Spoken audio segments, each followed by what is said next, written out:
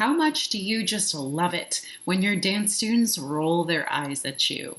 Or how about when they talk over you or do a combination wrong because they were too busy talking with their friends? That's fun, right?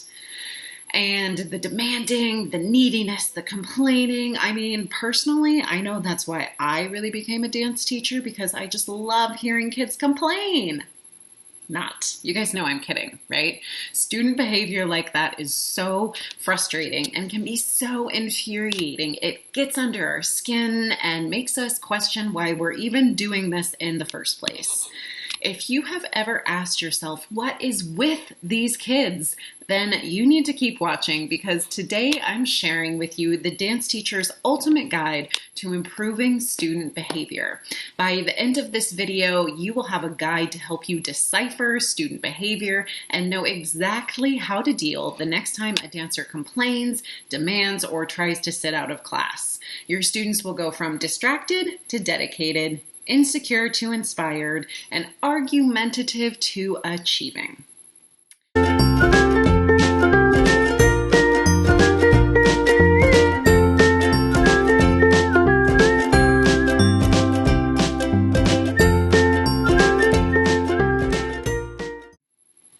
Hi, I'm Katrina Cohe, CEO of Different Drummer Dance, a dance studio and online education platform on a mission to bring much needed mental, emotional, and physical wellness to dancers and dance teachers. So here's the biggest thing I want you to take away from this video. Behavior is not an island. It does not exist on its own. There is always something under it, behind it, and driving it. Every behavior serves a purpose, and that purpose is usually to meet an unmet need. Another way of putting this is that every behavior is a form of communication. We know this and have probably seen and experienced many examples of this in our teaching, from a child goofing off in class in order to get attention they may not be getting at home, or separation anxiety in younger students. Dance classes are usually places where kids choose to be and want to be, so behaviors like yelling, hitting, or talking back in defiance aren't always apparent to dance teachers. Most of our students love coming to dance, and it's the place where they want and love to be, so we often don't see those types of behaviors that we might associate more with a school setting. But there are other, more subtle ways that this type of behavior shows up in dance. It could show up as a dancer always wanting or needing to be the center of attention, begging for solos, and always annoying you or demanding that they be put in the center of the class. It could be a dancer gossiping or creating drama, the lovely eye rolling, or the student who's always complaining, or a student saying that they are injured and can't dance, and is always choosing to sit out and not participate. Or even what we call entitlement these days, also known as children acting as if they are due rewards, roles, or special treatment without following the rules or putting in the work. In fact, teachers are seeing more and more of this kind of behavior now that we're getting back into the studio after being shut down by the pandemic. And many teachers are feeling frustrated and fed up with that. And if that's you, make sure you watch until the very end of this video to hear about a resource that I have that I promise you will help even the worst attitudes in your dance class. So how do we improve student behavior? If only dancers would apply the same energy to the corrections we gave them as they did to their eyes rolling or their TikTok dances. How can we get students to be dedicated and motivated in class? How can we get them smiling again and help them to enjoy dance, learn, and grow? So I have some basic but transformative tips to help you answer that question. Respond, don't react, and respond to the student, not the behavior. And acknowledge before you instruct. So let's break that down into some more practical kind of situations. Let's say, for example, that you have a student who's really struggling with a combination. You've given her corrections, you've tried encouraging her, and on your end, as the teacher, it doesn't feel or seem like she's applying those corrections or hearing you. You're getting frustrated, the student is getting frustrated. Maybe she's sighing and rolling her eyes and the posture is starting to slump. So instead of making her do it again or saying something like, "Did you really just roll your eyes at me?" or "Your attitude is part of the problem," which is more reactive, respond to the student, not the behavior. The underlying behavior of that eye roll and the sighing is frustration. She's upset that she's not getting it and probably feels embarrassed or left behind. Maybe the rest of the class has moved on and she's feeling insecure.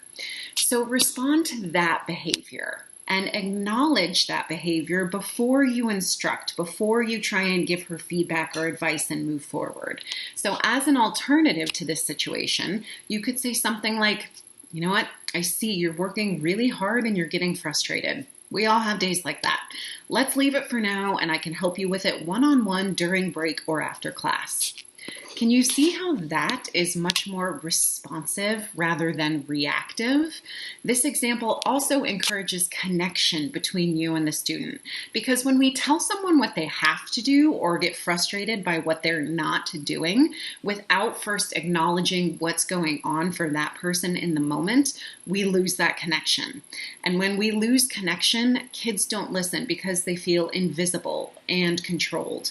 I'll give you another example. So this is more of a personal one, right? Let's say you're a dance teacher, which you are, and you've come home after a really long day of teaching and you're exhausted and tired and you just need 5 minutes on the couch.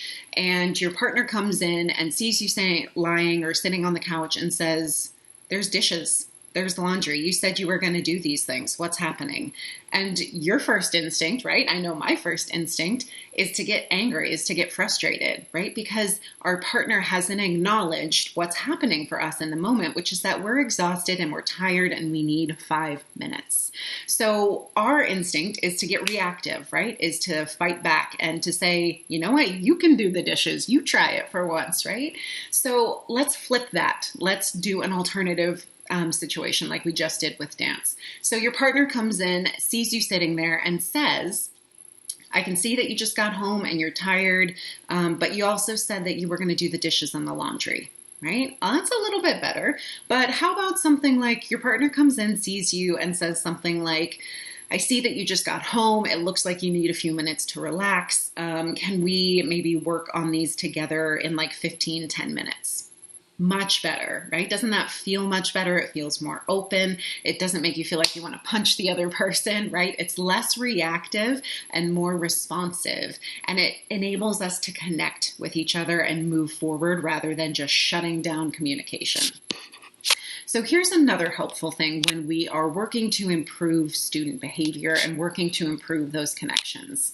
Teaching Tolerance, which is an organization that provides resources for educators to create civil and inclusive school communities, offers up the acronym EATS to highlight some possible functions of behavior. So if you have students who it just feels like they're all just rude and creating drama and they're not engaged, and you're asking yourself, why are they all acting like this?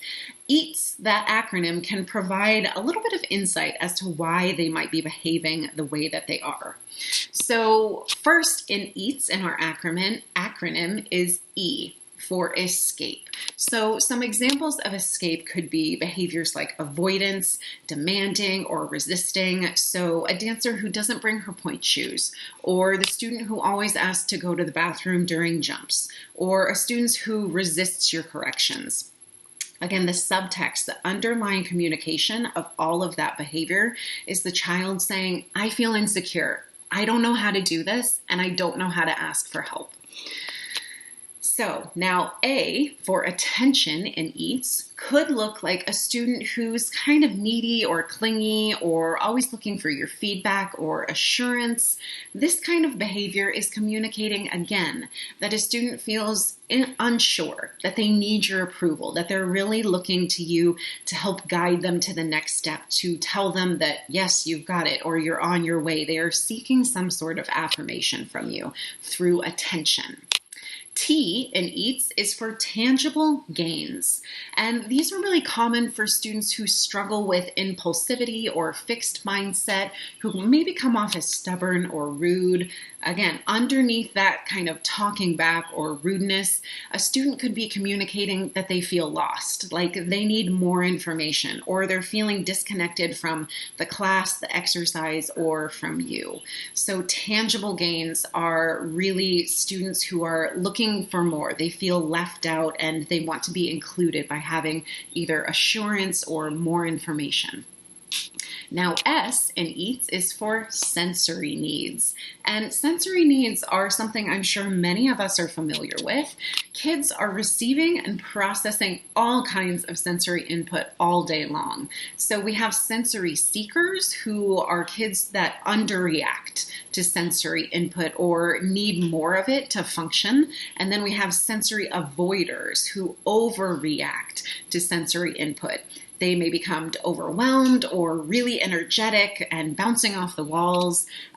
You could also see this as a kid pushing or fidgeting all the time, maybe making noise and tapping, or even, yes, licking and fogging up your mirror. You know what's happened. And this behavior is communicating a sensory overload or deficit. A student could actually literally need more physical space around them, or they could need more kind of tactile touch or feedback in order to help them feel more calm and more at ease. So now, knowing all of this, knowing all of the things about EATS and the types of ways that students might be acting out and what they might be needing back, knowing that we need to respond and not react, and that knowing that we need to acknowledge behavior and feelings before we try and instruct or move forward. How do we do that? How do we put that into action? How do we respond instead of react? How do we respond to the student and not the student's behavior? So you know how to do this. You've already done it many times in your teaching career, right? How would you respond to a student who came to you and said these words if instead of rolling their eyes and sighing at you, they communicated the subtext? If they said to you, "I feel insecure. I don't know how to do this, and I don't know how to ask for help." Well, that throws the doors wide open for us to be a little bit more gentle and responsive, doesn't it? You'd probably say something like, "Hey, I get it. We are going to figure this out together. I believe in you, and I am happy to help you." Now, that seems easy right now as we're talking, right? But of course, this behavior can be frustrating. It is immensely frustrating to have a student be unresponsive or to talk back, to roll their eyes, and to not feel like they are giving you anything to work with, any kind of positive energy. So it can be hard to, in the moment, know how to respond instead of react, right? So how do you train yourself to take a step back and respond rather than react? Well, like anything, it's a practice, right? Being mindful is really key. Allowing yourself to feel frustrated, because that's normal. It's okay to get frustrated that the kids are not giving you any energy. It's okay to be frustrated if that kid asks to sit down again, right? Normalize that and know that it's okay for you to be frustrated, right? But the next step is for you to choose the response that's going to spiral you and your students up rather than down. That could look like walking away for a moment, taking some deep breaths over in the corner, getting yourself a drink of water, and then coming back later when you feel a little bit more calm to talk with the student. It could be recruiting fellow dancers or staff to talk or work with a student, or it could simply be just giving them a hug and letting them choose the next piece of music for the next exercise, right? But like with any kind of practice or habit, we need tools, strategies, and guidance to put it into place. My wellness workshops are a great resource for that. Each workshop focuses on a different element of dancer wellness, things like that mindfulness that I just mentioned. There's also workshops on nutrition, body kindness, and gratitude. And these are all supportive practices that will help you not only know how to better handle your students, but also help your students build autonomy, resilience, and positivity.